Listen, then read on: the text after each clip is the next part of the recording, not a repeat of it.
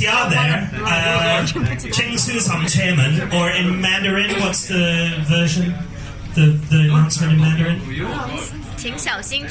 Oh, okay. So, and then you get the English, right? Like, English is now fallen to number 3 language that you hear on the MTR, which is fine if you're on the MTR. But if you're in the sea, and there's an announcement in Cantonese, and half the Chinese people rush out of the water, and then there's an announcement in Mandarin, and the other half of the Chinese people rush out of the water, and only then do you discover it's half-price dim sum at the concession stand. It's just not fair. All right, ladies, well, you've waited patiently, you've primed the camera. I'm surprised you didn't have one installed on the ceiling, but this is most effective. Guys, are you ready to welcome our penultimate comedian? All right, please put your hands together all the way down there. Her first time on this stage, Joanne, everybody.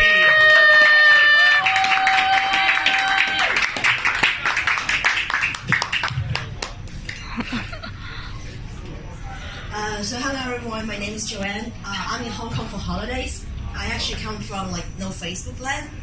Mainland China. No Tinderland? No Facebook land, that's what I call it. So when I told my mom I'm coming to Hong Kong, my mom was like very shocked. She asked me, Hong Kong's so messy nowadays. What do you want to do in Hong Kong? Actually, this conversation took place in Mandarin, but I'm just doing the accent for the context. And my mom was very concerned. She was like, they don't like the mainlanders nowadays. If you go against them, they'll beat you up. And if you support them, you will never come back to mainland China. And I was thinking to myself, oh great, then I'll have the perfect excuse not to go back home so that she can imagine me in my face like, why you not married yet? Where's our grandkid? It's such a shame to the family. You left over. And on the second song, I was like, I still need to go back to China because I still need to get a cheap massage. Probably not with happy ending, but I was being cautious, so I asked some friends like, okay, what do I need to pay attention to when I go travel to Hong Kong?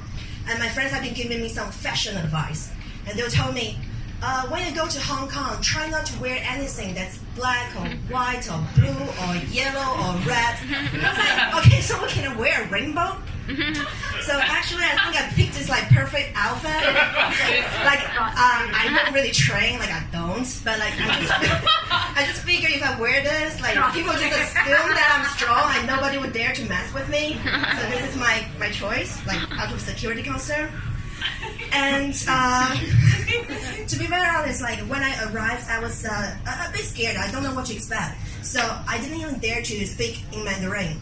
So when I was ordering food, instead of going, like I even cut through like Cantonese, I just went straight to speaking English. I'll be like, excuse me, can I have a glass of water, please? And curry fish ball. And they seem to treat me even nicer. So I think like speaking English works here.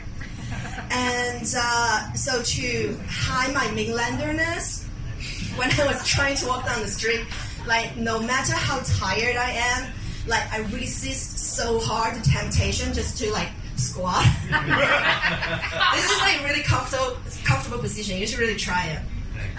Anyway, so I was in this like shop and I accidentally was speaking Mandarin to this like sales lady out of instinct, and I was like, oh, oops.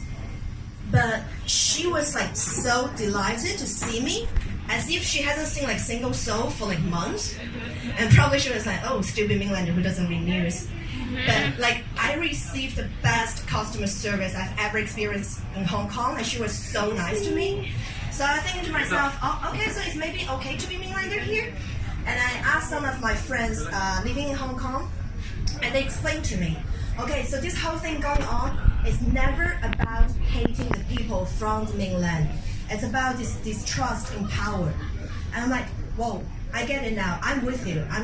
Like, seriously, when I arrived in Hong Kong, my Huawei phone has been sending me all these notifications about, like, system update of voice recognition. I'm like, oh, shit. Like, they know I'm in Hong Kong. They must be, like, tapping me. Am I going to disappear?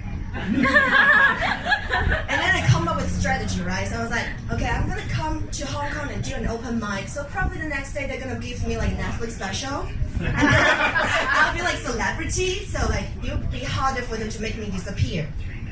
So in order to prepare for the comedy show, I prepared some jokes, like some one-liners.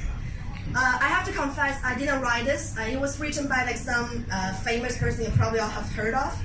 And I don't think it was intended to be jokes when he wrote them, but like you get to decide for yourself whether these are jokes, okay? So, one country, two systems. Hong Kong people govern Hong Kong. High degree of autonomy. 50 years, no change. Okay, that's all from me. Thank you. Okay, Joanne, let's hear it for Joanne. Unsurprisingly, the most salient points about Hong Kong, all of us foreigners not making really as good points as you did, so there you go. Very good. And you know, they did build that bridge between Macau and Hong Kong, at which point I thought, you know why we're done? Because now they can refer to us collectively as the SARS. But then again, at least we aren't autonomous independent districts, because that would make us AIDS. All right, folks, we're down to our last act.